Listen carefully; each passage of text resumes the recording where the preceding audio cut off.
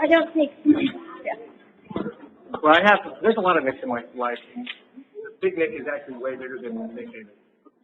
All right, good evening, and thank you everyone for joining us for South Tahoe Public Utility District Board Candidate Forum. My name is Shelby Thompson. I'm our Director of Public and Legislative Affairs, and I'll be emceeing this evening's soiree. So a few housekeeping tidbits before we get started. The bathrooms are located just out these doors and to the left. And just a heads up that we are recording tonight's forum and plan to have it posted to our website tomorrow. The district currently has 2 of our 5 seats up for election this November, and we have 4 candidates running this year. Tonight's forum will consist of opening statements by each of the candidates, a question and answer session for everyone to participate, and then we'll do closing remarks. So each of the 4 candidates will be provided 3 minutes. There we go. 3 minutes for their opening statements, and we'll keep track. Shannon will hold up a 60-second, 30-second, and time to keep you on track. After opening statements, the audience all asks 2 questions, and then they just get the juices flowing, and then the audience can jump in and ask questions. All 4 candidates will answer each question, and we'll have 2 minutes to do so. So if you have a question when it's time, please raise your hand, and I'll bring it over to that mic. Before we get started, I just really wanted to thank all 4 of the candidates who are putting themselves out there and running for this elected position. It's really important that the district board represents our community, and tonight we have a great group of candidates hoping to represent you. And as a reminder, public speaking is America's #1 fear. So it takes a lot to not only run for a publicly elected office, but also to be in front of an audience answering questions. So I ask that everyone in attendance tonight be respectful and considerate so that we can use this time to talk about the issues at hand so that we can all make informed decisions this November. And with that, I'll get started. So we're going to start from left to right, but each new question will skip down, so it'll be a different order of who's going first each time. So Joel, why don't you start us off? For you, are the mics hot? Yeah.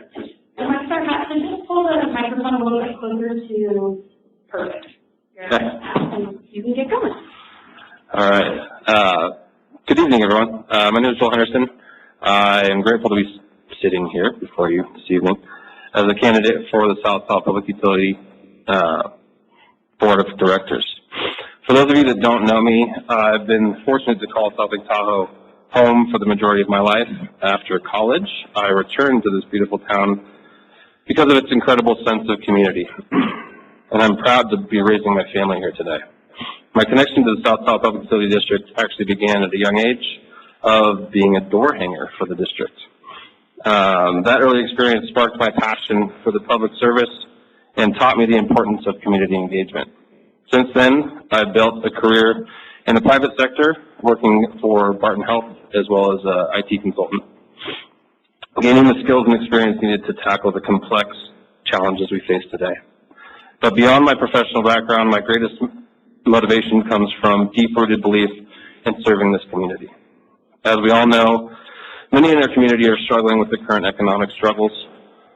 We're all feeling the squeeze, and I hear your concerns loud and clear, especially when it comes to the issues of rate increases. It's a delicate balance. On one hand, the district needs to maintain its infrastructure and ensure we're prepared for future challenges. But on the other hand, we have to consider what our community can endure. I'm committed to approaching these decisions with care, understanding that any rate increase must be justified, transparent, and balanced with the needs of those who call South Lake Tahoe home. I'm running for this board seat because I believe I can be the voice of balance. I'll bring a thoughtful, transparent approach to the board, working to ensure that the district remains financially stable while also advocating for the best interests of our community.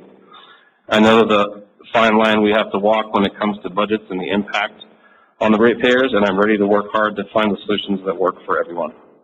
Thank you for your trust and for the opportunity to serve.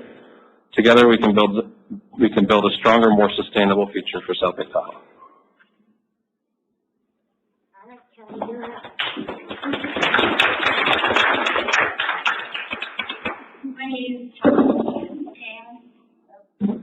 My name is Kelly Sheehan, and I'm a 44-year resident of this community. I am running for my 4th term. I am grateful to have served as a board member for the South Tahoe Public Utility District. It's been a wonderful learning experience. I have been a bank manager for 20 years at a locally owned community bank. I was also a small business owner for 13 years, and currently I am semi-retired on a fixed income. And this gives me a very broad idea of what the unique economics of our community is. It's hard right now, and as Joel spoke, and everyone's going to speak about rate increases and the fine line of keeping our infrastructure, being able to give safe drinking water, treat the wastewater, and do so efficiently and not overburden our customers is something that I'm very aware of. I truly believe that the district is well run. I hope that everyone will vote for me.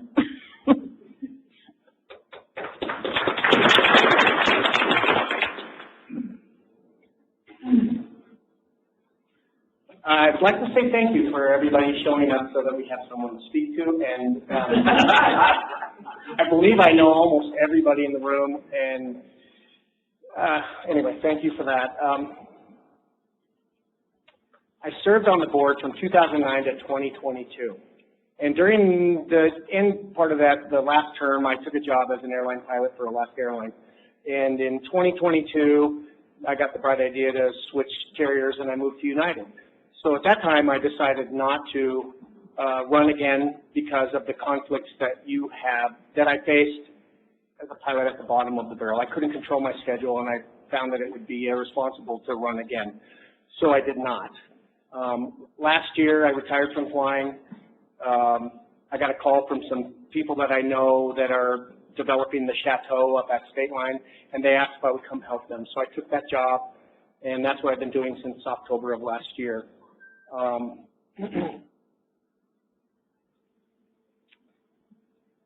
Dave mentioned something to me, and it struck me pretty simply. The mission of the district is to provide clean water and protect the environment from spills. And I think so far the district has excelled in both those areas because I think we have some of the finest water on the planet and a near perfect record with regard to the environment. With that said, it's a complex set of tasks that you as the staff and management have to follow to achieve that. So it's very complicated, I think, but the staff that's here under Paul's leadership, which I have great respect for, does a fantastic job. So that doesn't need to be said again. I have great respect for the people here. They do a fine job, and they should be proud of the work they do.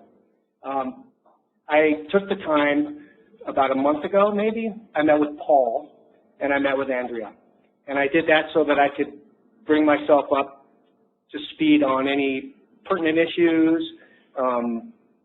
financially or operationally.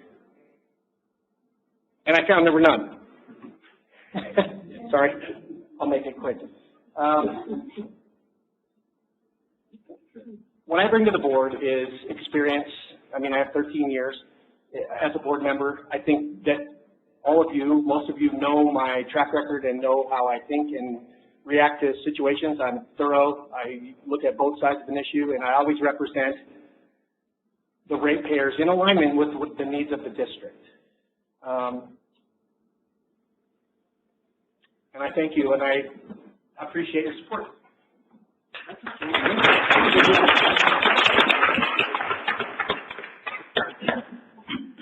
Good evening, everyone.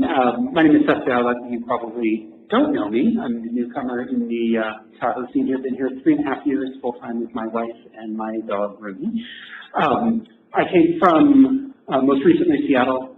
My most recent role was Chief Operating Officer of NextGen Housing Partners, which is a workforce housing developer that built several multifamily, affordable by design buildings in Seattle. So, and prior to that, plenty of other development experience in Columbus, Ohio, in Bangkok, and in Southern California. Been a California guy pretty much my entire life. A strong background in operational leadership and process improvement that I think can help the district out. I'm going to bring my skills and experience to the district board. The district serves a vital role, and it's unlike a lot of some of the op-eds that I've written that some of you have probably read. When you turn on the water, clean water has to come out. When you flush the toilet, wastewater has to be carried, and due to a myriad of regulations, it has to go over the hill and out of the basin, and that just has to work. So that makes the Public Utility District different from almost any other government agency, whether we're talking about city council or we're talking about the county. That being said, we can't just keep throwing money at the problem. We've run into a problem now where our infrastructure is 60, 70 years old. There was a period where we didn't invest enough in both water and wastewater infrastructure, and now those bills are coming due. So, as everyone said, it's a balance between increasing rates to pay for the infrastructure that simply must work, because if we don't pay for it, it will, the repair costs will cost even more down the pike. But on the other hand, we can't just throw money at the problem as the first solution, and we have to find ways to be more efficient with how we run our operations. And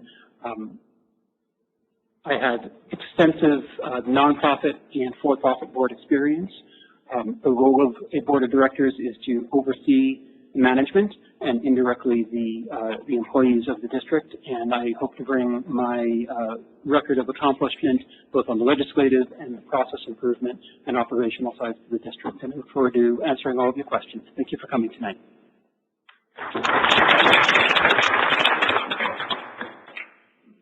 All right, thank you.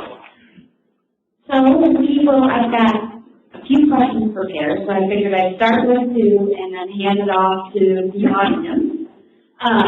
So first question, Kelly, I'll have you start, and we'll do the same thing down the road, and you have 2 minutes for that. How would you, and some kind of kick this off, touching on the city topic, how would you describe the role of a board member? The role of a board member, and I tell people this all the time, the role of a board member is policy, procedure. We have one employee that answers to us, and that's Paul Hughes. I don't need to be an engineer.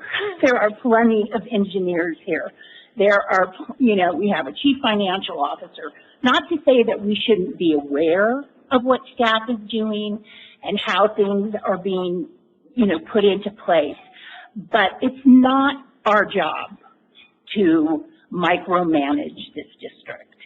And Seth did touch on it, this is really important what we do, and it's very interesting, but, a board member needs to oversee, we need to have faith in our general manager and have a good dialogue with them to ensure that they're doing what they need to do to accomplish our goals. All right, Chris, you're up. The shortest answer to that is that our job is to represent the ratepayers. Okay. No, it's fine. I'll do this.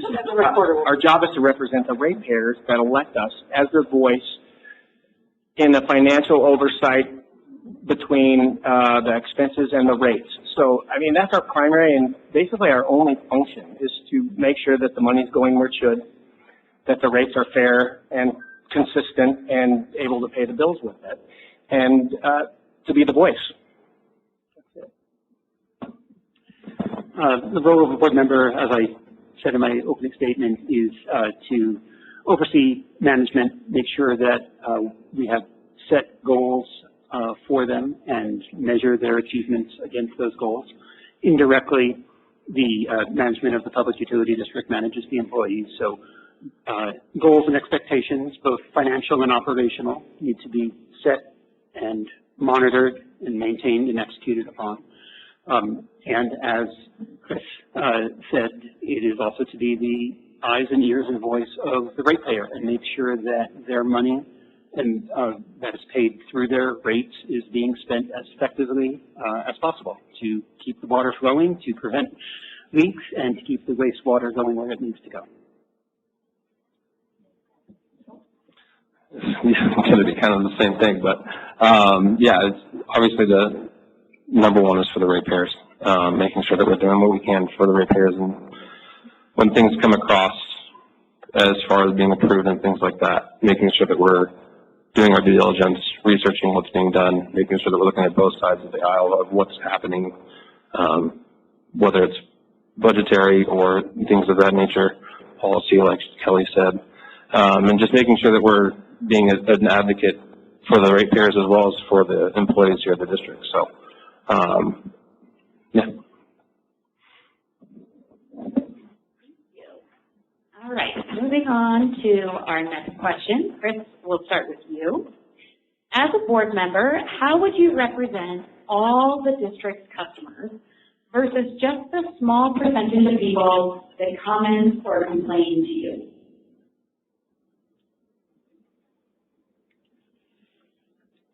Interesting question. You know, essentially, the small contingent of people that you would find that have complaints are the same people that represent the whole. So, I mean, I think ratepayers are ratepayers, you know. I mean, some people are going to be unhappy about things, and we solve the problems. And, you know, in my experience, the district has been very responsive to complaints, and I really have never heard anything negative about the way those complaints are handled. So almost all of them get solved as far as I know. Did I miss any part of that question?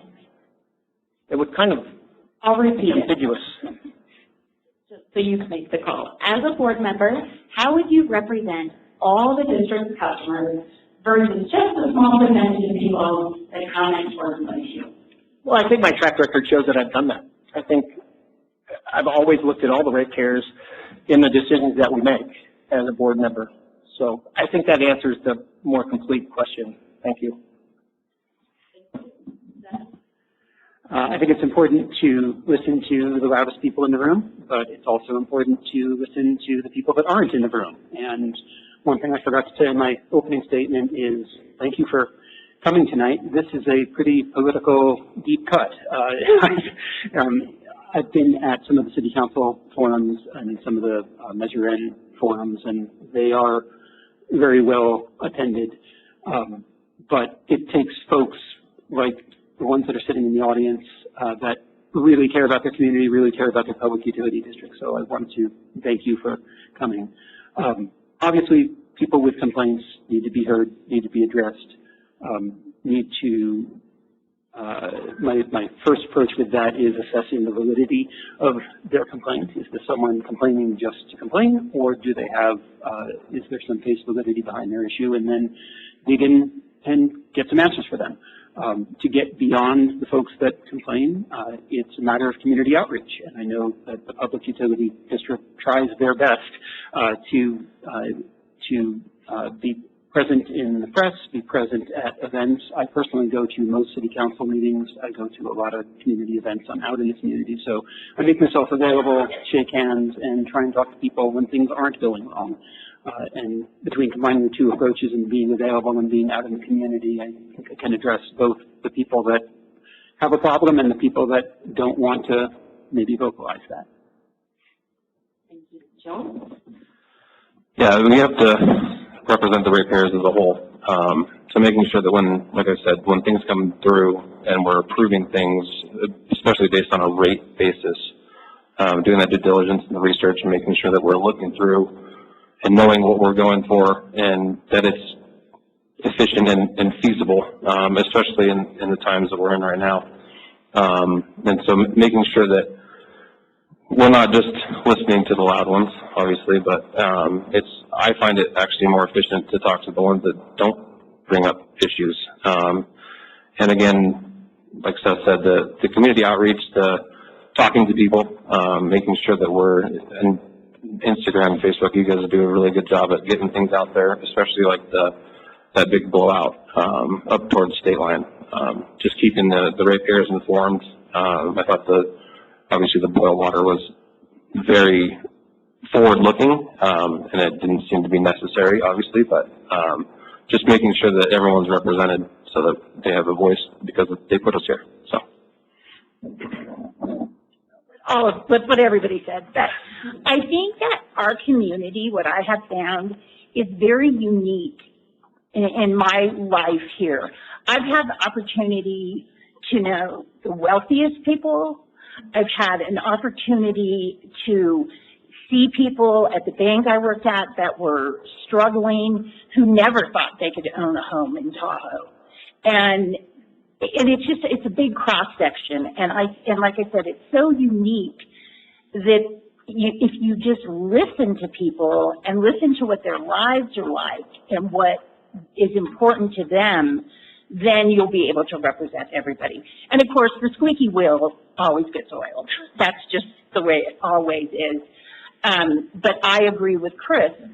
I have had people who have had nothing but negative things to say about the district. But when they have a personal experience, I have heard nothing but good about our staff, nothing but good about the follow through, and it always, 9 out of 10 times, ends up being a positive experience with a positive outcome. Thank you. All right, I will open it up. Does anyone in the audience have any questions?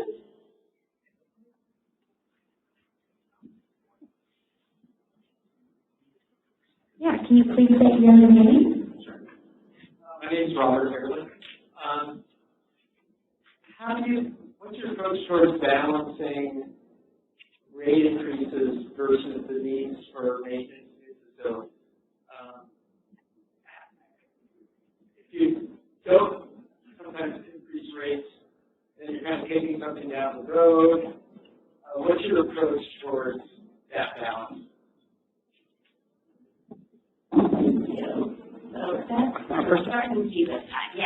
So I have a feeling this is going to be a question where all of us kind of say what he said, but we'll see how it goes. As I said in my opening statement, this utility has to operate differently than a lot of government institutions. The water has to work in all climates, in all scenarios, wildfires, earthquakes, whatever Mother Nature throws at us. The wastewater, by law, by mandate, by regulation, must go over Luther Pass and must go down to Markleyville, and there's no two ways about it. So at the end of the day, those things have to happen. Full stop.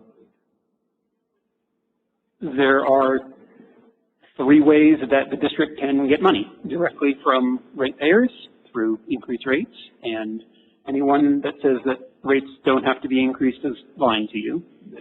They certainly will. The question is to what extent. The second way is through apportioning the property taxes to the county.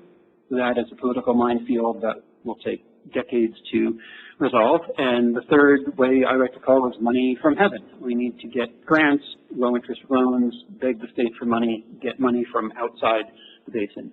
So some combination of those three are the revenue sources. On the expense side, I think we need to replace pipes at a much quicker rate than we've budgeted for. A lot of people like to complain about the state of the roads in the city. If they could see the pipes on the roads, they'd be a lot more angry about that situation. And we can't be on a 50, 60, 70 year long replacement cycle. So it's a tension. At the end of the day, we have to pay the bills. The water has to flow, the wastewater has to flow, and we have to do everything we can to get money from outside the basin to try and mitigate the amount of rate increases that we need to put onto our ratepayers. Yeah, I think it's a fine balance.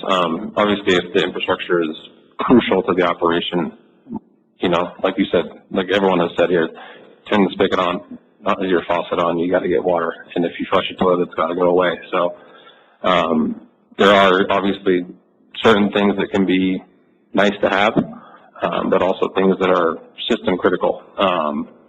So obviously doing the research and making sure that you're actually understanding what's needing to be pushed forward is going to be crucial in understanding how to move forward with how the rates need to be increased, especially when it comes to infrastructure. So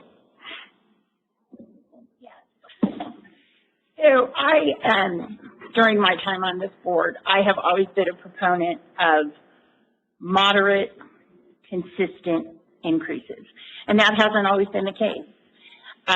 We were in a pandemic, and the aftermath of that pandemic, we just couldn't raise rates. We couldn't see that we could burden our community any more than we were already burdened. And so this year, it pained me to have to do double-digit rate increases. But and what Seth said too, you have to raise rates. But if you can keep it moderate, you can be aware. And I know for a fact that the projects that we do are not just something that the engineering department comes up with because they think it'll be cool to do it. Everything is researched and prioritized, and it's by, the importance, and also we can't let things go bad, because it's true. We have to be able to flush the toilet and get good drinking water. Hopefully I can remember the question. I think it's a balancing act, and Kelly and I have served on the board together, and we both agree on the moderate rate increases. But some of the things that the district has done that have been fantastic are they developed an asset optimization program, which really gives us a good picture of what needs to be fixed or replaced and when. They've been doing this for quite a while, and it's really effective.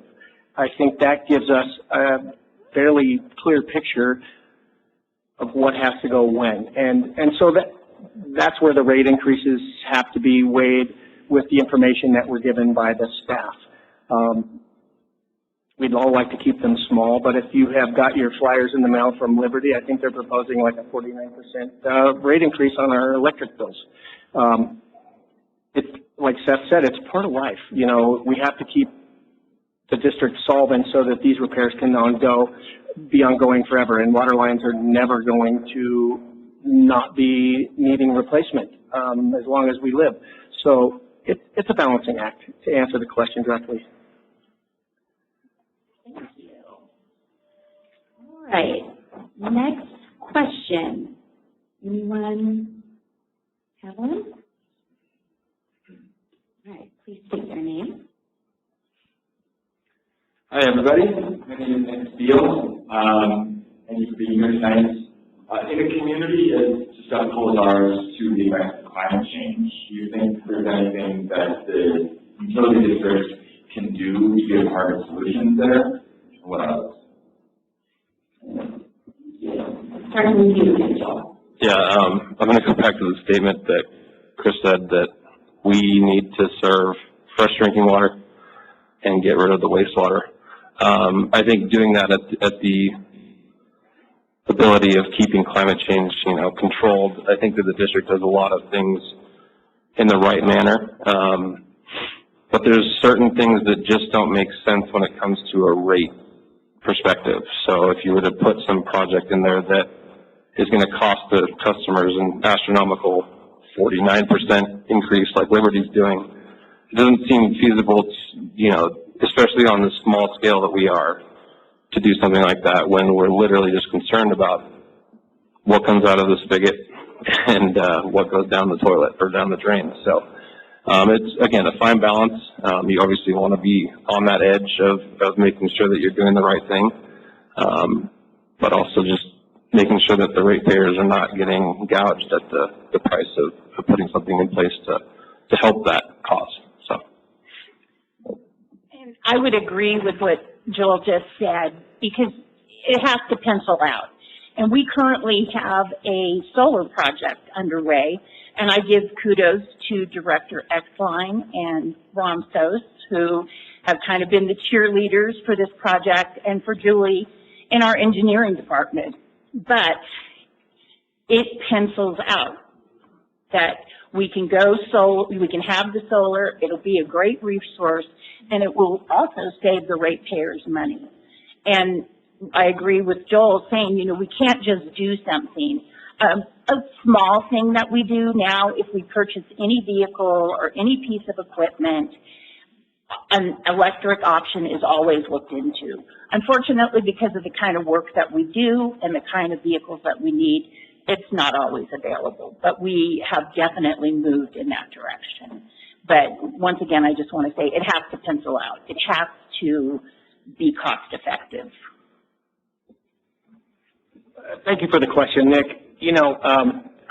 I believe that I stated somewhere in one of my little campaign things that I will always support an alternative that helps the environment. However, that has to actually be sensible and achievable. That solar project that Kelly talked about, we brought that up 10 years ago, and at the time, the cost was prohibitive to the benefits that we would have received. So it came up several times, as a matter of fact.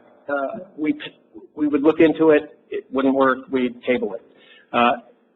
Thankfully, technology has improved, and those things are achievable and will benefit the district and its ratepayers because of the cost of electricity. So those are important. As far as our environment goes, we've got to protect it. I think the main mission there, as I stated, is preventing any environmental disasters or spills, and so far the district has done that. Thanks for the question, Nick. It's great seeing you here, and I wish you luck on your city council race. The district obviously is not decarbonized. That being said, our impact on global climate change is almost immeasurable. Decarbonization should be a goal to the extent that the net present value of the projects are positive. In the case of the solar, I take Ms. Ian's word that it penciled out and it makes sense to do. One question I have about that, and I haven't dug into it enough to know, is Lake Tahoe isn't the best climate for solar. I wonder if building the same amount of capacity somewhere else in a sunnier climate and entering into some kind of transfer agreement for the electricity was explored, and if that could make more sense so we could get even more bang for the buck. In terms of the vehicle fleet, I've driven electric for 20 years now, well before it was cool, with some pretty miserable cars that had 30 miles of range. And again, that should be a goal. There, in my company in Seattle, we ran an all-electric fleet, but we didn't buy new. We went to the GSA and bought used vehicles, and they worked out very well. So it should be explored. Decarbonization should be a goal. Climate change is real. The projects need to pencil out, and we absolutely first priority above anything else is making sure that in the event of a natural disaster, we have the resources and the systems, regardless of how much carbon they emit, to make sure that our system functions. But on a day-to-day basis, we should be striving to decarbonize as much as we can. Thank you. Other questions? So we have these board running for 2 seats, and we have 2 other board members in the audience, Shane Ramsos and Nick Eckline.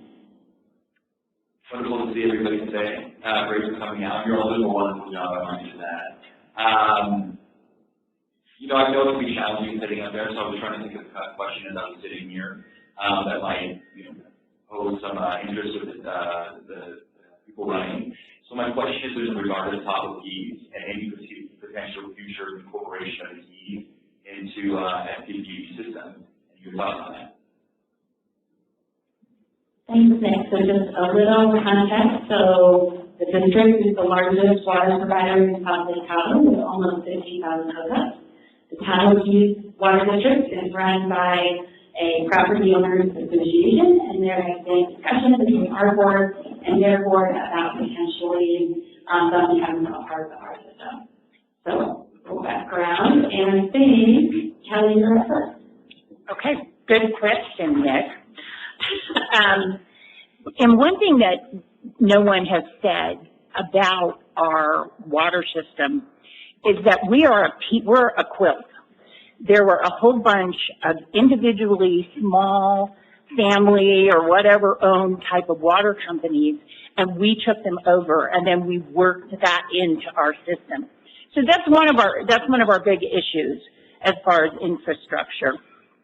And on that same note, to take over Tahoe Keys, I am sitting on the current board. I've sat on previous boards, talked about it. This is not something to be taken lightly, because it's going to be a lot of work and a lot of expense. And that expense cannot be put on our current ratepayers. Where, you know, some of the things that have come up is like special assessment for the Keys customers.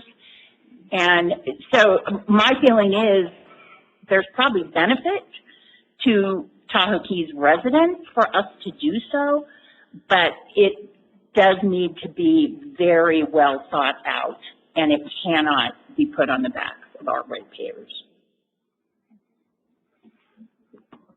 Thanks for the question, Nick. I've pondered this quite a bit. You know, the public utility district has a responsibility to the community. However, the water system in the Keys was put in decades ago, 40 or 50 years ago, and it's in fairly terrible shape. That's an expense I don't think that the district should bear the burden of. And realistically, that wouldn't be something we would expect our ratepayers to shoulder. So in its current state, I don't believe we could really consider taking that system over until there's some sort of a grant or public financing to help them repair that before that happens. I think ultimately it may happen in some part of our life, but there's a lot of work to be done before that gets there. Not have been on the board. I have less experience at this, but when I moved up here, my wife and I rented a house on West Way, and we were in the Lukens Brothers area. And from the year that we lived in that part of the world, I can tell you I have some firsthand experience with the small water systems and the financial disasters that come with them. So I can only imagine that the Keys is a similar problem with aging infrastructure that probably needs to be replaced. As the other candidates have said, it's definitely not something that our current ratepayers should shoulder the burden for. It's something that, you know, money solves a lot of problems, and this is a problem that can be solved with money. Where that comes from, whether that's from the Tahoe Keys Association, whether that's from the county or the state, maybe there's a way to make it work. But the idea of expanding what is in essence a not-for-profit business into new territory and taking on additional expense to do that doesn't make sense in my mind. I don't think I'm going to say much different than anybody's said, but yeah, it's definitely something that's got to be taken with a lot of research, and I'm going to echo that it should not affect our ratepayers. For them to be acquired and put into our system. Obviously, the sewer is already part of that, and that infrastructure is already part of what we do. But it's a very complex thing, and I've heard about it from the outside and from the employee side of things for many years of acquisition of them and Lukens. I know Lukens is much less common for the district to look into, but it just needs to be researched and thought out, and needs to not affect the ratepayers. So.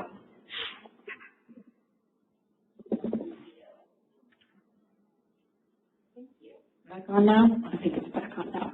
All right. Other questions?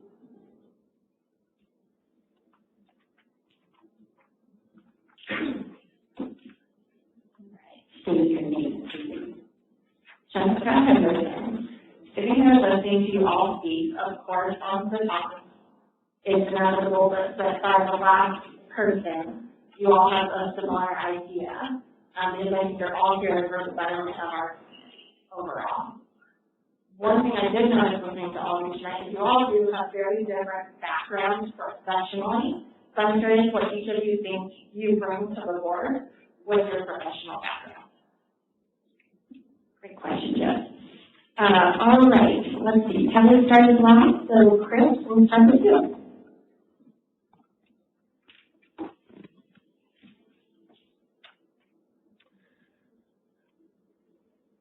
My background,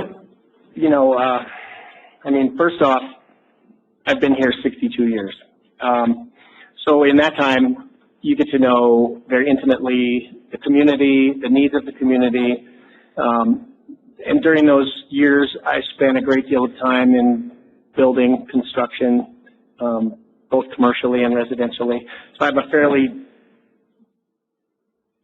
deep background in those trades. And, 13 years on the board is almost like a master's in itself, because I'm fairly intimately knowledgeable of the issues that face the district. We've discussed them. I know the acronyms, and I think I've developed a fairly good sense of the needs of the community and the needs of the district. Well, I can't trade on my incumbency or my decades of living in South Lake Tahoe. So, I have lived many lives. My most recent experience is as a developer. I was invited to join that partnership because they had 3 buildings that were partially constructed. Nothing was getting done, and the investors had enough. And I was able to come into a situation and help the team operate in a more efficient way. Of course, my wife and I landed in Seattle after I was flying back and forth from Bangkok to Seattle for 6 months. We landed in Seattle January 1st, 2020. So we had 1 good month. And then all hell broke loose with COVID. Long story short, we were shut down by the governor for all construction work for 6 months. We lost all of our construction employees to other states where they could work. And I was put in a situation where we had 2 partially constructed buildings. I'd never read a blueprint in my life. And it was me and a contracted superintendent against the world trying to figure out how we were going to get these things done. And we got the buildings done. Prior to that, I've been placed into similar situations. I consulted for Allstate. I was a director at a startup. I'm able to quickly ask the right questions to the right people, get the right answers, and bring my best ideas quickly to an organization. And I think I can do that here. I think the role of a board member is to ask the right questions to the right people, ask the right questions to Paul, ask the right questions, to Andrea, ask the right questions of the other board members, I can get myself up to speed very quickly with the history of how we've got to where we're at today and bring the benefit of my years of experience in a wide variety of situations. Fine, my time's up. Bring my experience to help make the district a better place. I have 15 plus years in the information technology field. To my knowledge, I don't think there's been a technology voice on the board.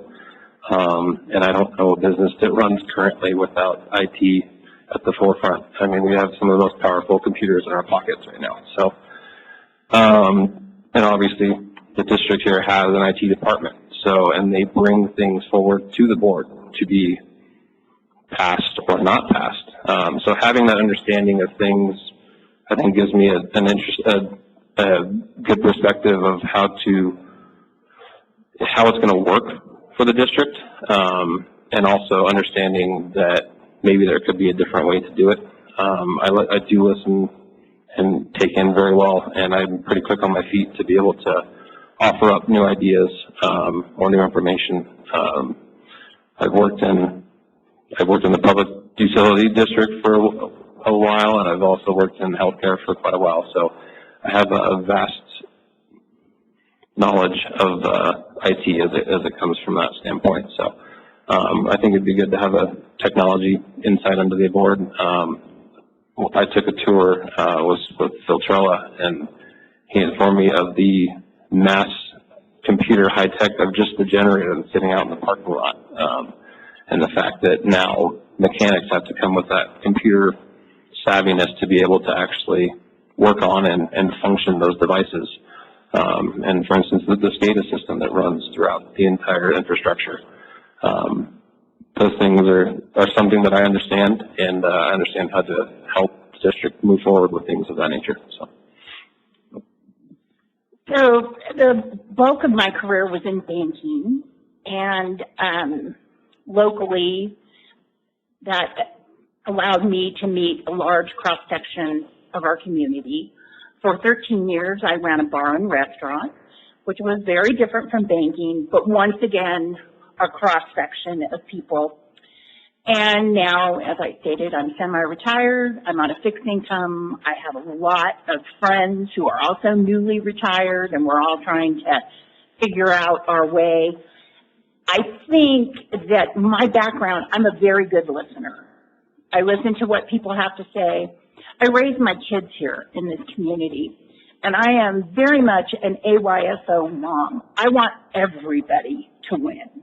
I want to look at both sides, and I don't have a personal agenda.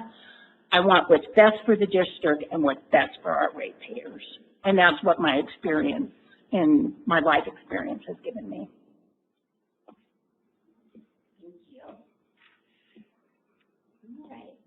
Other questions? I've got a whole list here. Yeah,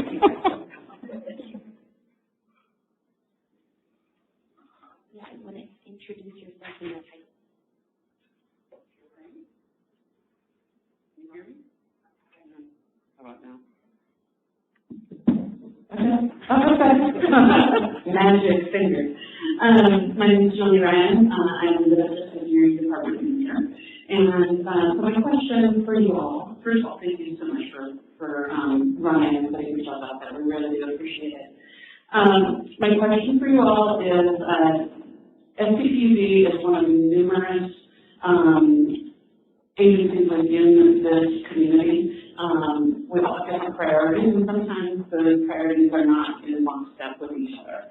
And so my question for you is, where do you see the district's role being within kind of the context of that larger community and working with our partners? Thank you, Julie. And Seth, when I can start. Sure. I'll highlight what I think is the biggest operational issue and then expand from there. I think that the district needs to replace pipes at a much faster rate than the Complete Streets program, and that coordinator at City Hall is currently awesome. In a perfect world, it would be fantastic if every government agency could get together and get in sync and have their calendars mesh and magically repave the street after STPUD has come through and placed the pipes and the cable company has come through and done whatever they need to do, and everybody, that works out great, but we can't wait for all of that magic to happen. For better or for worse, the speed of government is the speed of government. And first priority is the water and the sewer have to work. And if that means we have to dig into some streets before the Complete Streets project is all mapped out, then so be it. I think that there is a great opportunity to work with the city, to work with the Lahontan Water Board, to work with the county, to try and minimize those frictions. We shouldn't be, we should try not to rip open roads that were freshly repaved. But ultimately, we have to proceed with maintaining the quality of our infrastructure as best we can. So we are part of a larger governmental community. We're part of a large network of non-government organizations that also have a voice in this. We need to listen to them. We need to work with them. We need to do that as best we can. Ultimately, though, the water has to work and the wastewater has to work, and we can't have increasing emergencies and increasing leaks. Yeah, obviously working with them and going along lines with streets getting replaced would be ideal. I saw a pretty good example of that down 395 down in Gardnerville. They seem to get quite a few utilities together and do that, but it doesn't stop the pipe from bursting, obviously. So it's, you know, you're always going to be involved in something emergency-wise, even if it is a new pipe. You know, just recharging the system, I've seen it many times, can cause chaos. Not even just the mains, but it can be at the customer side. So I believe I heard that there's a committee starting up to get those things kind of in line, but obviously budgets don't always line up. You know, I've seen a lot of things at the board meetings that I've attended here that you guys are putting stuff out for the next 5, 10, 15 years. And I know that the state level and the county level, their budgets run a lot further out. And I think that the district can act a lot quicker on things that need to be actually replaced, some of that key infrastructure. But obviously, if there's a big thing to, you know, tear up Pioneer Trail or Highway 50, if it's planned out with enough lead time, I think it's smart to jump on that wagon and make sure that what's underground, like Seth said, that people don't see, is up to par and will maintain itself for the foreseeable future. Well, I hate to sound like a Pollyanna, but I think the district does a great job. I think our staff does a good job. Once again, I hear from, you know, El Dorado, people who work for El Dorado County, the city of South Lake Tahoe, Lahontan, the El Dorado Water Agency. People love to work with our staff. And I feel as though we do, and we should definitely try to coordinate and to be a good partner. And, you know, but things have to get done. And so if we have to do a project and we can't coordinate with the city or the state or even the federal government, you know, we're doing all of that. And we need to continue to do that, and it needs to be a focus.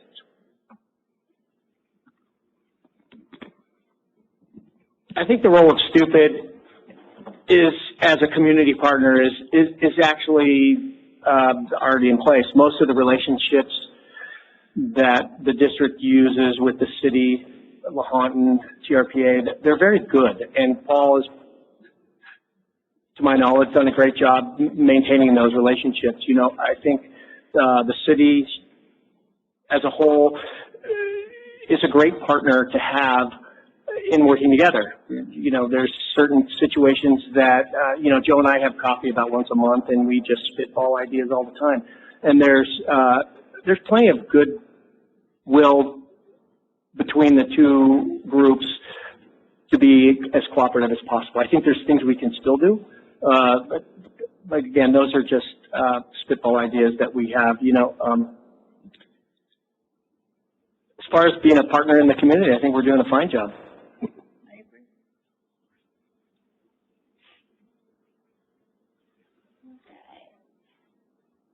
Okay. Any questions from the audience? Does it just take a while to heat up? All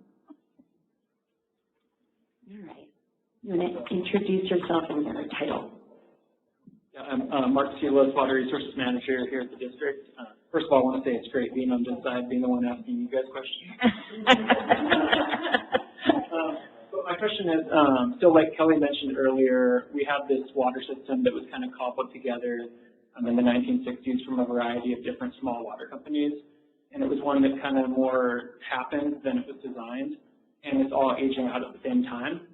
And because it was sort of cobbled together, there was never really the opportunity to like optimize our water system. And so like a good example of a project that's doing that right now is the Pioneer Water Line, which is providing the connectivity between State Line and Myers and some fire flow and redundancy. And so my question is, how would you prioritize direct infrastructure replacement of this aging infrastructure versus these optimization efforts, both in terms of our distribution system, but also potentially sources of supply?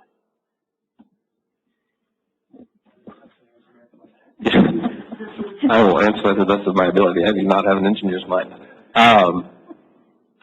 Obviously, like you said, the Pioneer Trail 50, they have the big mains that feed the majority of the infrastructure. The main veins are what I would say would, you know, be prioritized. I think it also comes down to a health situation too. If there's something where something is leaking and maybe causing mud or soil to get into the pipes, obviously that's definitely a big priority. I think that from what I've seen, it's the plans have been put in place very well as to what the priorities are. I think that things are researched very well from the staff here, and very efficiently. So obviously a lot of that is understanding and being provided information from the staff and anybody that's involved, and making sure that we're doing the research to look into that stuff. But again, if an emergency comes up that's especially, you know, linked around some health issue, I would definitely prioritize that one as well. So I rely heavily on staff. That's your job to tell us, you know, and I know I've served on every committee, and every committee, whether it be myself or another member, another board member, we always ask, what keeps you up at night? What really worries you? Is there something that we need to know that you have a problem with? And so, like I said, I'm going to rely on staff to prioritize for me, because obviously I'm not an engineer and I don't have the knowledge, but you guys have the knowledge and I have the ability to listen and process what you're saying. At the cost of sounding repetitive, I would agree with Kelly. You know, ultimately we have to rely on your expertise and your knowledge of these systems. I know that the water systems cobble together. I think in parts of Tahoe there was a World War II surplus iron pipe or steel pipe that may still some be there. I don't know. But that decision is yours to make, and it's ours to decide what to do about it. You tell us where, how much, and we say yes or no. I mean, that's our job as directors. I'll agree with what the other candidates have said. For me, I never pretend to be the smartest person in the room. I'm not an engineer. I always depend on and invest in expertise like you have and my consultants have. And I think it's key to invest in the staff and invest in the employees that have that expertise, so that we're not reliant on, to the extent we can, not reliant on expensive outside government contractors. If I come back in a second life, my next career, I want to be a government consultant. And I'd much rather invest in the employees and the experts that know what they're doing and can explain it to the board like the third grader level of knowledge that we all possess on that. And then obviously, for me, it's almost a straight math question. What is going to save us and save the ratepayers the most amount of money, have the greatest chance of saving the most amount of money for ratepayers over the longer term? Does the project have a positive net present value? Are there calendar opportunities where the city is doing something on its street anyway? So maybe we have an opportunity to jump in there and do something less intrusively or less expensively than it will be 2-3 years from now. Those are the types of factors that come into play when deciding the prioritization of whether we're optimizing or whether we're replacing, because ultimately it all has to be done. It's just a question of when and how and the most efficient way to get that done. And I would rely on staff expertise for that.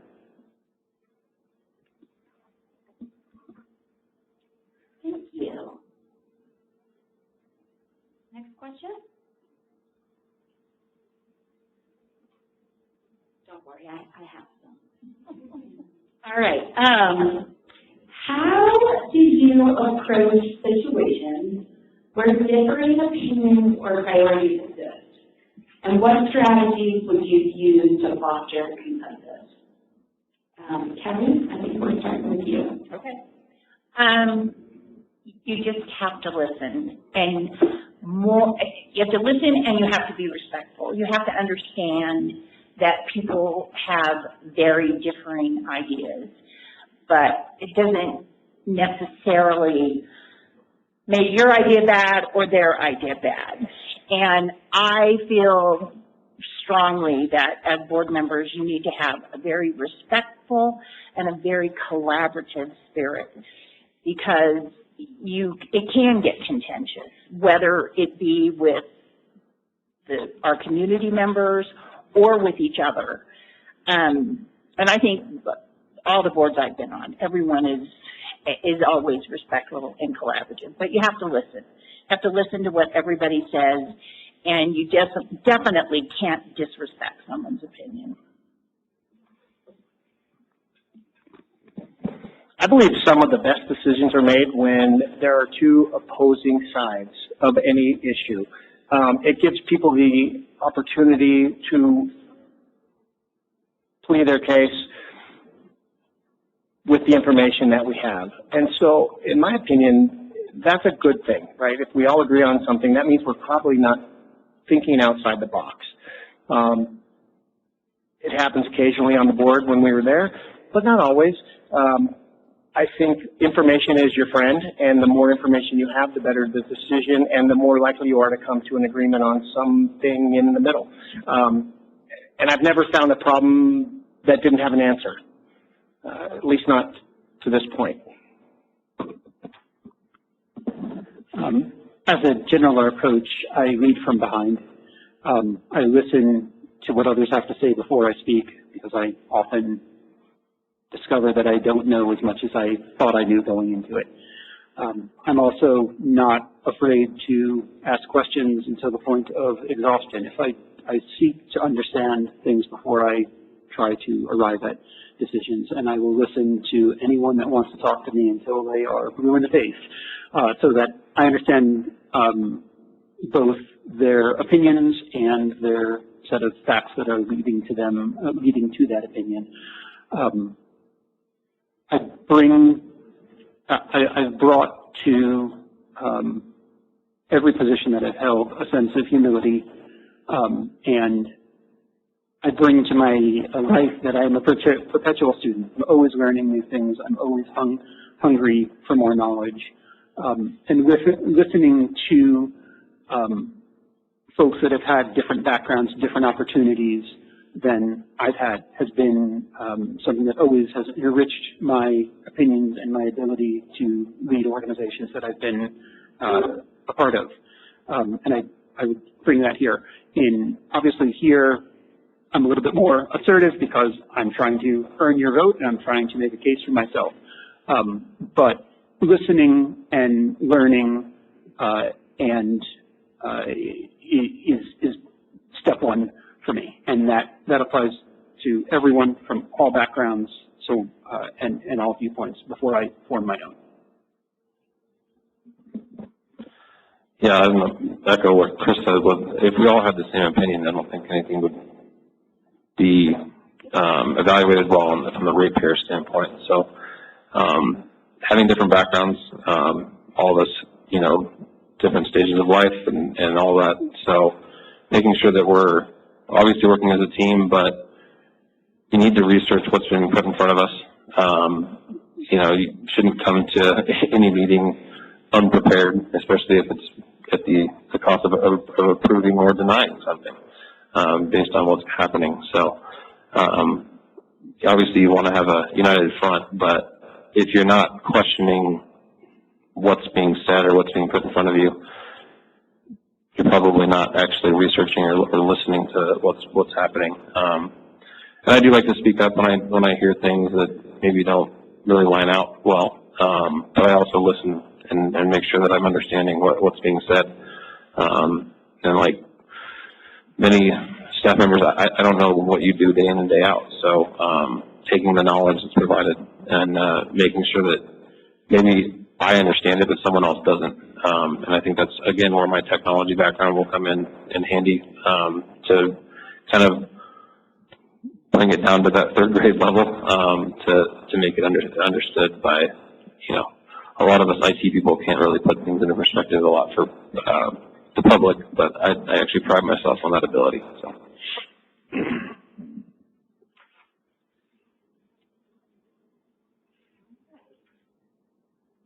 Any more questions from the audience?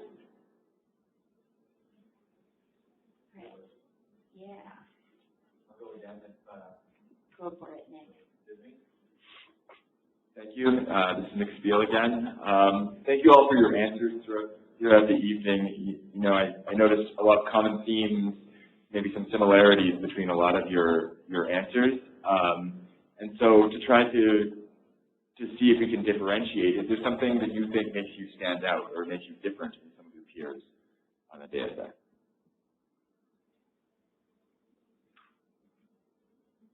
I lost my notes. Who's supposed to go first? Chris, you're up first.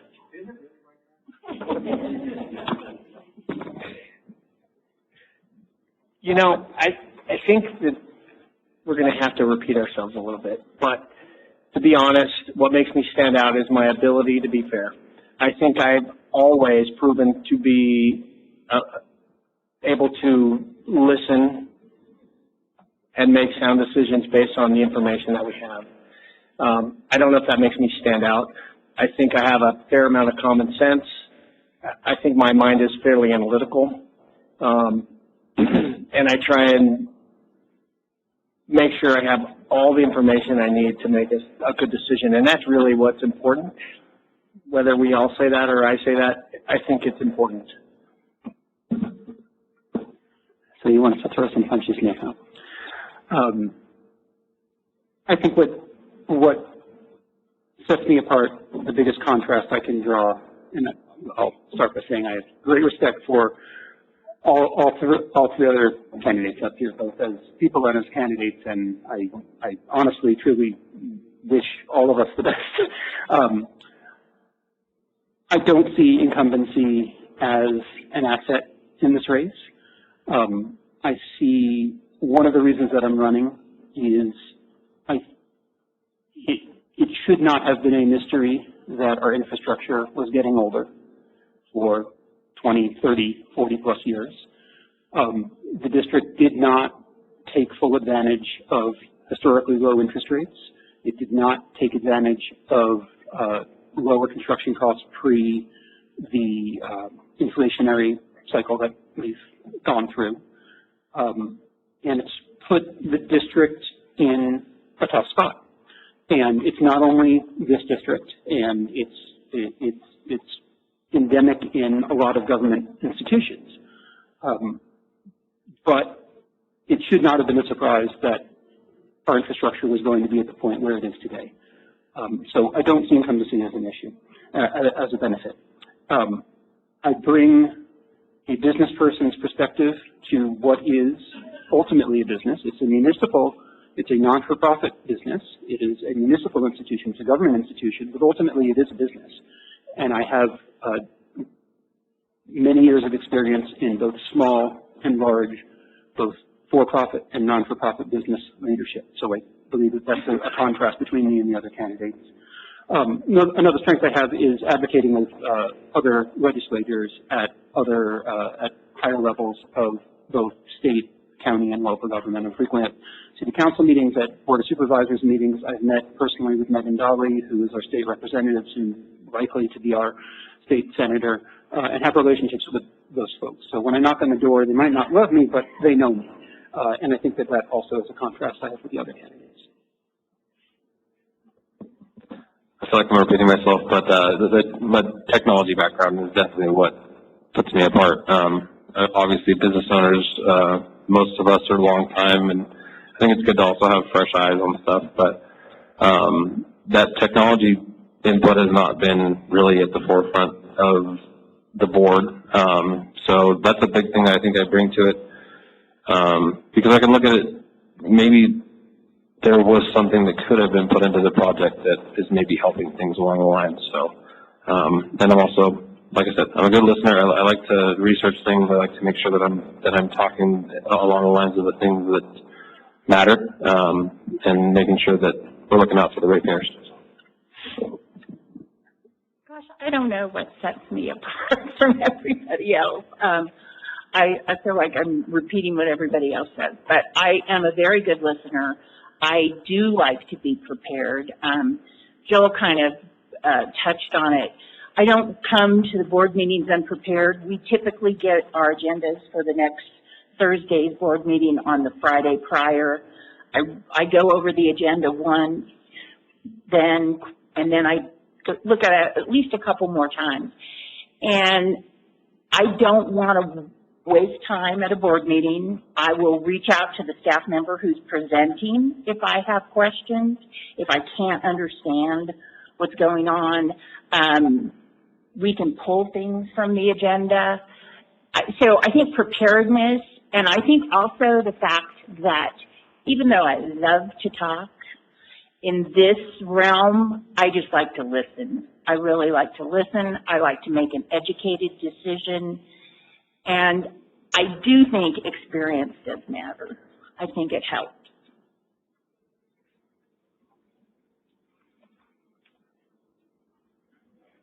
All right. Any other questions? Yeah. They're always more interesting than what I came up with. Robert Ehrlich again. So what are the kinds of extreme, or what would keep you awake at night, basically? Just examples of what do you think is something the districts may have to deal with, that, like a drought on the water supply end, 1997 El Grano snow event, overwhelming spills, fires. What are the things that might keep you up at night? All right. What keeps you up at night? And it is that's starting. Good question. Thank you for the question. The obvious answer is some cataclysmic event, earthquake, wildfire, and our systems not being able to manage that situation and not being able to be sustainable through that situation for a prolonged period of time. So that's, I think that's what keeps everyone that works at the district up at night. On a smaller, on a much lower level, it's the long-term sustainability of our infrastructure. If we don't accelerate the pace of our water and wastewater infrastructure replacement, there will be a time in the future where we will have a potentially major failure that will cost significantly more than we're able to afford, and we could find ourselves up a deep creek. And I think the role of the incoming board and the role of management is to do everything in our power to make sure that we are making decisions that try to minimize the chances of that happening. I think the big one for me is that environmental disaster that could be looming, especially with where we're at, natural forest land. The fire situation, I think, for me, is top of mind. That would keep me up at night. I know that we have a very good infrastructure. It can always be improved, obviously, but from what I heard, I've talked to Leo and Alan about it, actually. The supply for during Caldor was the crews that came from far and wide actually were astonished at the supply that they could get to fight that fire. And that was a big reason that they were able to save this community. But on the opposite side, what kind of terrifies me, and I've learned, is the lack of wastewater that comes into the system, causing more damage here at the plant than I think anybody would have realized. So I would say definitely more along the lines of the environmental stuff. I think the staff does a really good job of mitigating issues that do arise and quickly getting things resolved, as well as notifying the public of anything that's going on. So I would say for me, wildfire is probably the thing that keeps me up the most, being able to have fire suppression. And, you know, as Jill said, we have always been commended, whether it be the Angora fire or the Caldor fire, but it's a big problem, and it's not going to go away. You know, to address Mr. Spiel's climate change, that's not going to go away. Wildfires are here, and all you have to do is listen to the news, and you know it.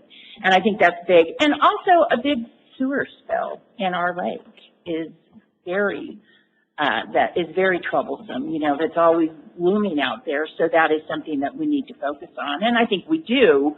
But that is something that would keep me up at night as well.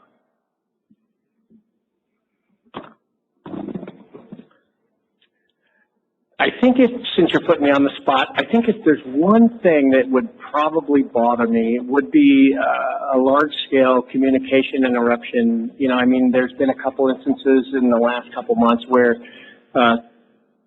communication systems have just gone down. Happened with Microsoft in the airlines, created a terrible catastrophe for them for days. So I think that if I'm going to pick one, that would probably be the one. If something interrupted the communication ability of the district, that would be worrisome.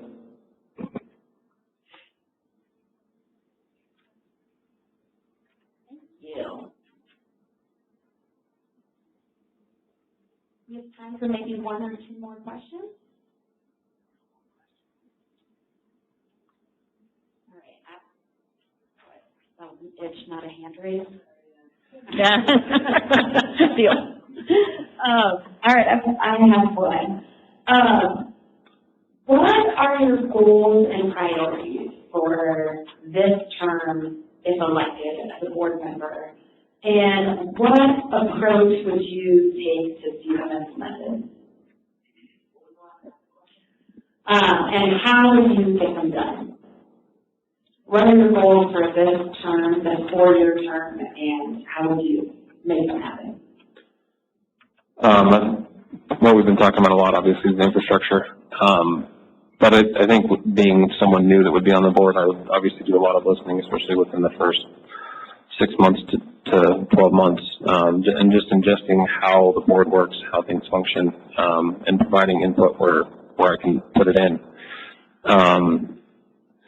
As far as being able to put things into place, I think just having that forefront to if you have something that you think can benefit the board, the district as a whole, or the ratepayers, just making sure that that's put out there and that everyone's aware of kind of where your thought processes are. So that's more of my approach. I would just, my goal is for the district to have a robust system that keeps working And the way that to achieve that is to work with staff and to keep yourself informed of everything that might be a problem, and, you know, just listen.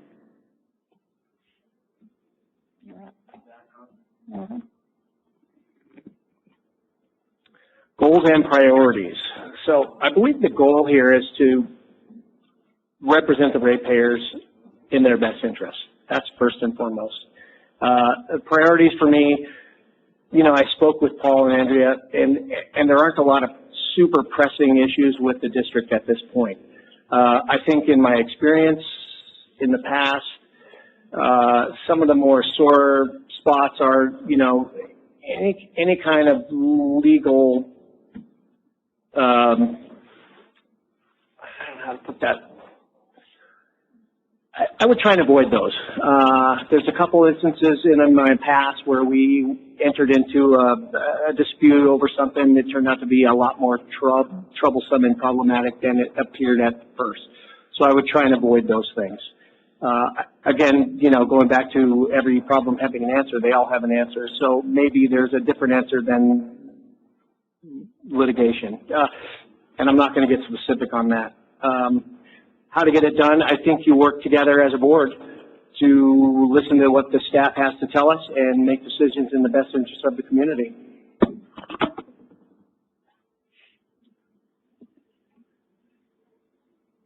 Goals and priorities are to represent the ratepayer and provide them the best quality service I can to the board and to the utility district.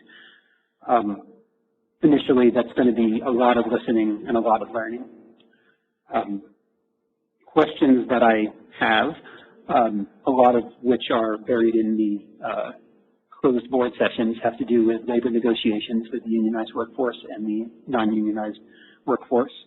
I'd seek to end the Alpine County lawsuit as amicably and as quickly as possible. I have some knowledge of how we got there, but the only people that are winning in that are the lawyers. Alpine County's not winning, and we're certainly not winning on that. So I seek to get some knowledge and try to prioritize to bring that matter to a close. I also would seek to gain some knowledge about our alfalfa operation in Markleyville. I know that we own a ranch down there where ultimately our wastewater goes to irrigate and we grow alfalfa. I would like to learn more about that operation and see if that's the best use of our ratepayers' money, or if that ranch has additional value to other folks. And the answer to that question might be no. I honestly don't know, but I'd like to know more about that. How to accomplish goals and priorities, nothing happens on this board and nothing happens in this town without consensus. So it's working with the other board members, it's working with Paul, it's working with Andrea to understand where we're at, reach consensus, and move the district forward.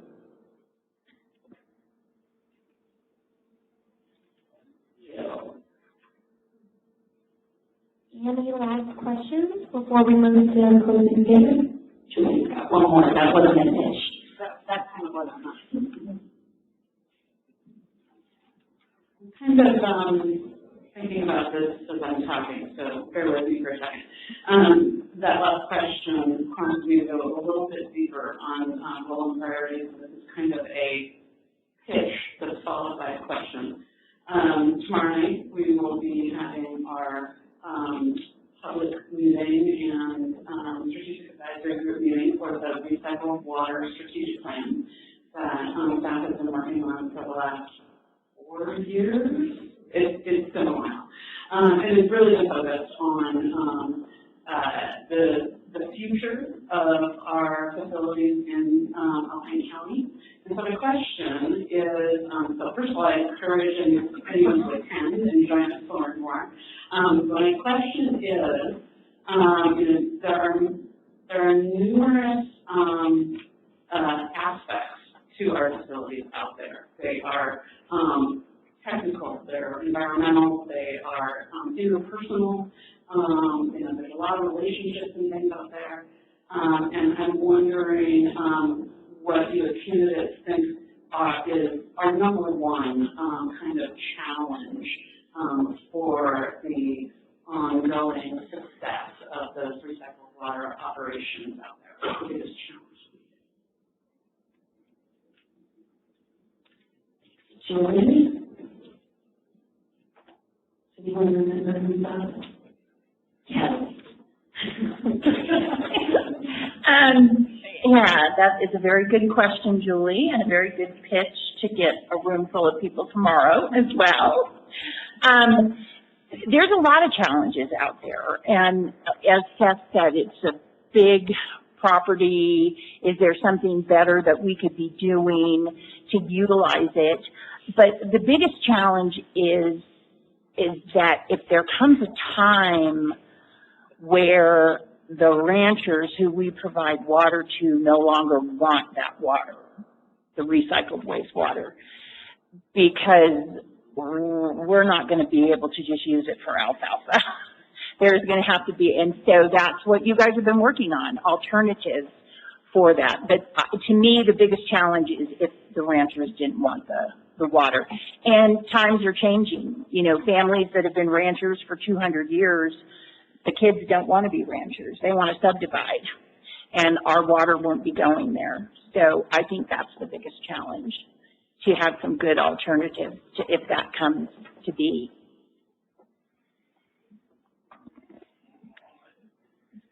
If you go back 60 years, when the district was mandated by the Port of Cologne Act to put the water somewhere outside the basin, they were forced with a decision that they didn't have a lot of time to think through. And at the time, it was a great decision because the ranchers took the water for grazing, and that solved the problem. At that time, I believe the treatment here was tertiary, which meant you could drink it. And I took a field trip here as an 8-year-old, and at the end of the tour, you always got a glass of wastewater to drink, and it was delicious, by the way.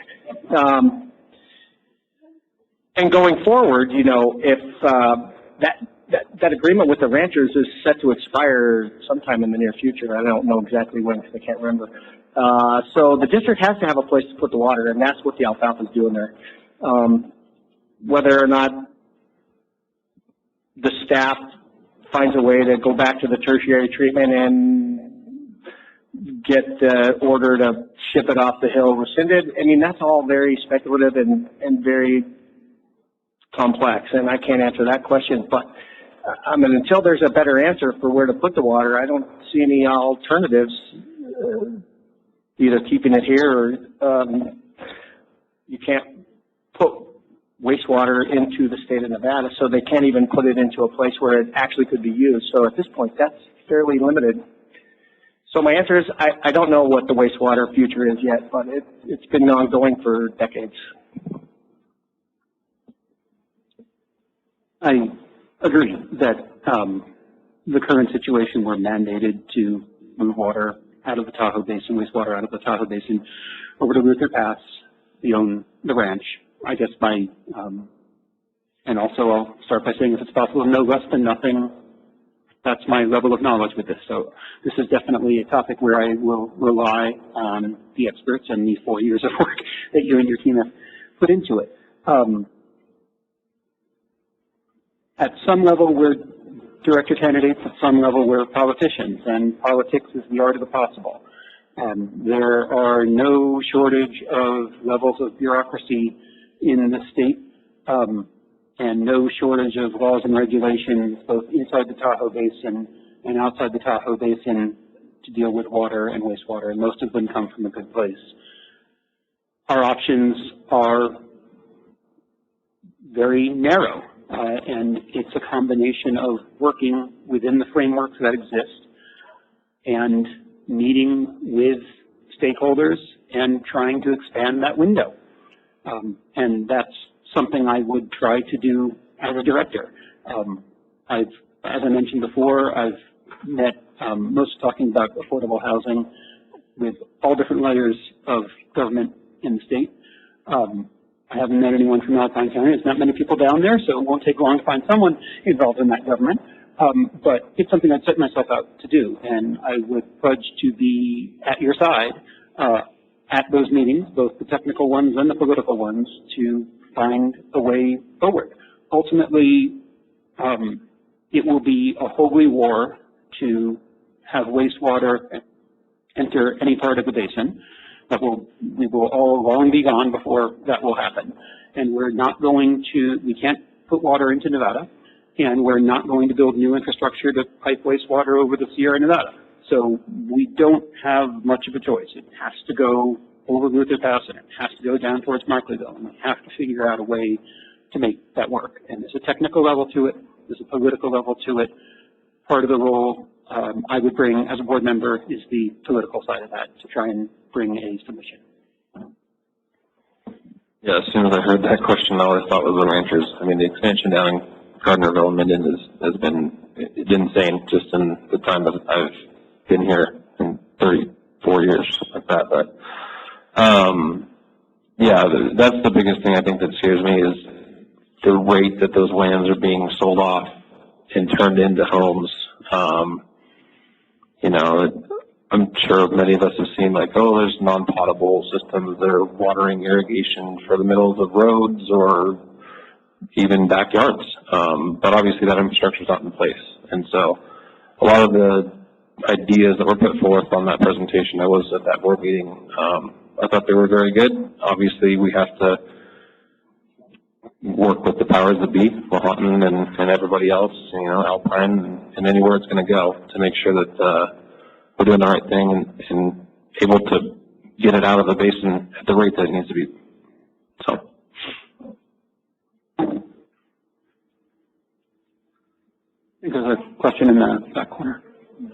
Oh, Shane, coming in the last minute. Like the World Series. 9:30. I'll make it quick.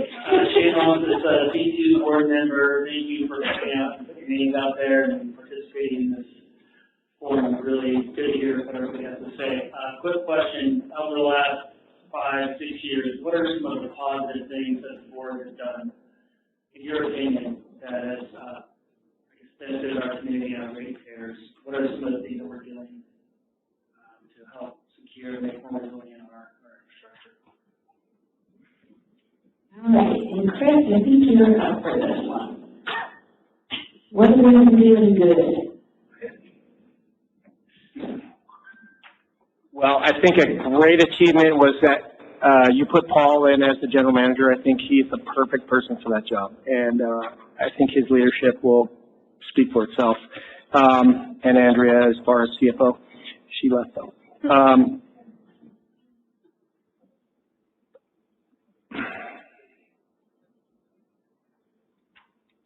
I think what the district is doing has been ongoing. So, I mean, we look at 5 or 6 years ago, but if you look at the past 10 or 15 years, the direction the district's going is to make a concerted effort to replace old and antiquated systems. If you look at the headworks, the aeration basins out there, they've all been replaced, the generator building. And, you know, water lines are like the Golden Gate Bridge. They're ongoing, and they'll be forever, as everyone has already said. And with that said, you know, we've got basically a 4-month window to do all these things. And I think with the time that they have, with the limited building season, they've done an extraordinary job replacing the most important water lines. And those are all planned. And so I think they're providing a service that needs to be provided, and they're doing it well. I've been here for 3.5 years, so I can only speak to the last 3.5 years. Some of the most tangible things I've seen as a customer, the monthly billing and the change of billing systems. I know that was not an easy lift, but that is working well, and I think makes budgeting month to month for a lot of the residents and ratepayers easier. So I think that was a very good initiative and has been executed well. I think the recent 15% rate reduction, I might be a little bit off on that, for folks that are above the care threshold but below 300% of the federal poverty limit. I think that's a good initiative to keep Tahoe affordable for a lot of long-term residents, a lot of seniors, and help mitigate some of the impact of the future rate increases that need to happen. I think the solar project, on the assumption that I take as truth that it pencils out has a net present value that's positive. I think that is a fantastic initiative.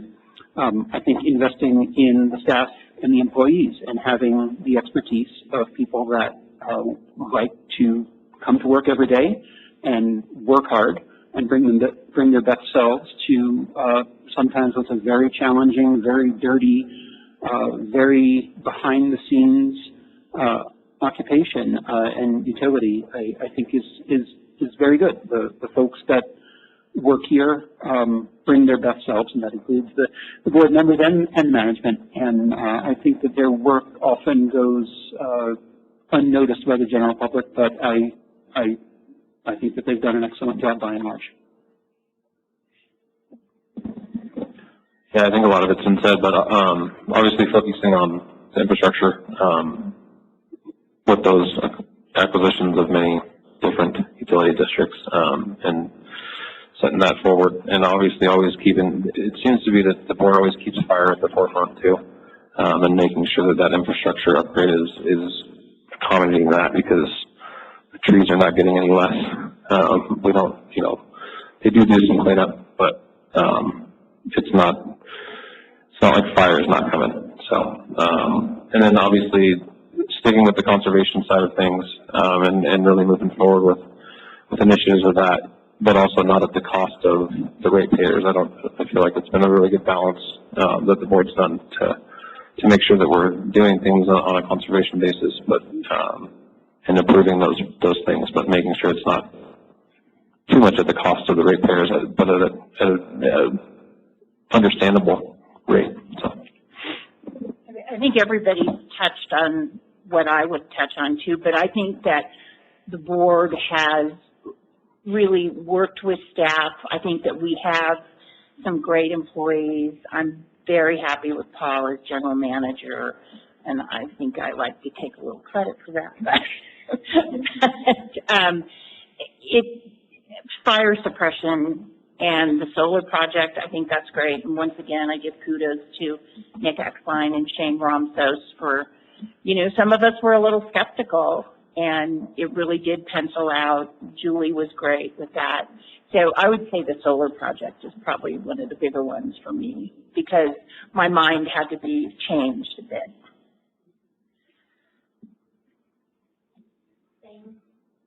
Thank you, candidates. We'll move into closing statements. So we'll each have 3 minutes to close out, and we'll start with Seth and Gordon. Okay, let's hope we have a little bit more time here.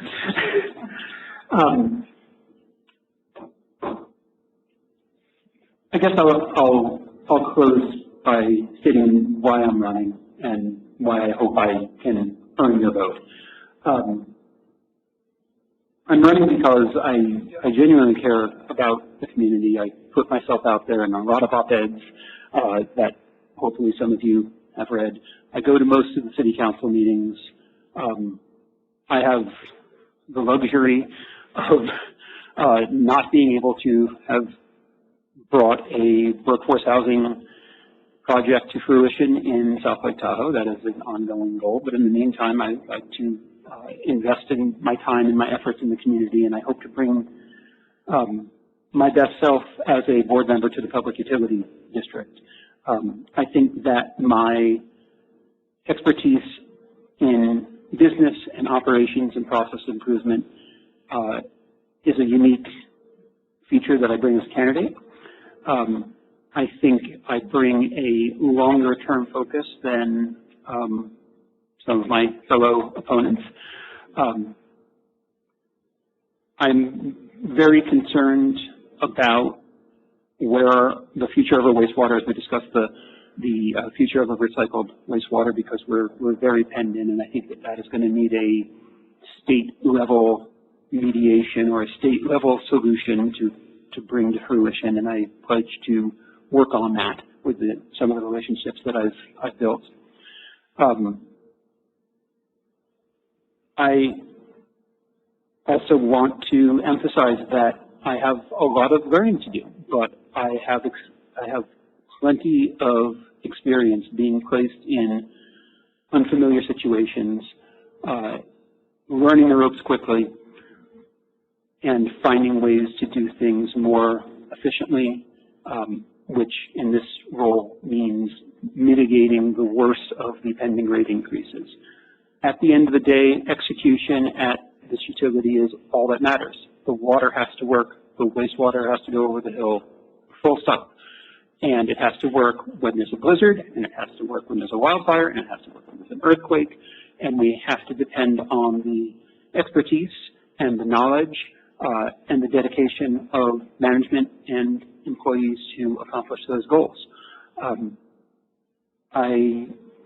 I'm an open book. You are all welcome to my dinner table. Nick will testify that I can make some decent food. I am happy to answer any of your questions after the event. I hope I've earned your vote and look forward to seeing you soon. First of all, I just thank everyone for coming. I know you could have been doing something much more entertaining tonight. Great questions. I think it was very nice to hear from everybody and to really hear kind of what you're looking for from us. Obviously, I'm a big proponent of the community here. It's a really tight-knit community, even though it seems big, and a lot of us care about a lot of the same things. My wife and I are raising our family here. We don't plan on going anywhere anytime soon. So, making sure that this place has the ability to move on for generations. This district is a core of that, and I think, like many have said, a lot of the work here goes unnoticed until there's an issue, and it's put out there publicly. So, and obviously, working for the ratepayers, making sure that we're doing the right thing, doing the research, being diligent about what we do, but also listening to the staff, because we don't know what we don't know. So making sure to listen to those key stakeholders and, 4-year project work, looking into the recycled water, you can't take that lightly. I mean, a lot of hours have gone into that. So making sure to listen to everybody, but also making sure that the decisions that are being made are not at the cost of the ratepayers, within reason. So. I also would like to thank everybody for coming and for the questions that were all very thoughtful. I truly believe in the district's mission to furnish our customers with reliable water and wastewater services, and to do so cost effectively, and to not burden our ratepayers, overburden our ratepayers. And I am just looking forward to this election being over. And that's it. That's it. Yeah. Yeah, not to delay any further, I'll be quick and to the point. I truly appreciate the thought-provoking questions. It made me think a little bit more than I thought I was going to have to. I appreciate the opportunity. I'll just say I don't really have an agenda here. I have the time, I have the ability to devote myself to the job that is needed to be done, and I know the issues. But with that said, I hope all the candidates, I wish them all the best. The two best people will get elected, and I'm certain of that. So, I've had the opportunity to serve on the board, and I felt like I did a good job when I was there. But like Seth said, incumbency is not always a plus. However, in this case, I hope it is to a degree. My first and foremost goal is to the ratepayers, but also to the needs of the district. And we know that those are going to continue, and that will be the balancing act that we will continue to do as long as there are board members thinking those things through. I appreciate it. Thank you.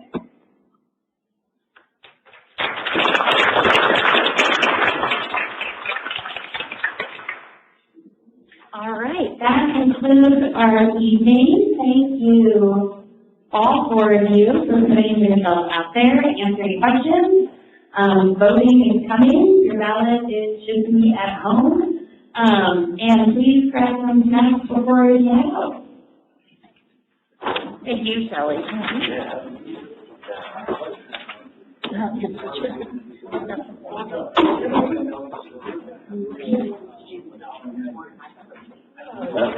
Very good.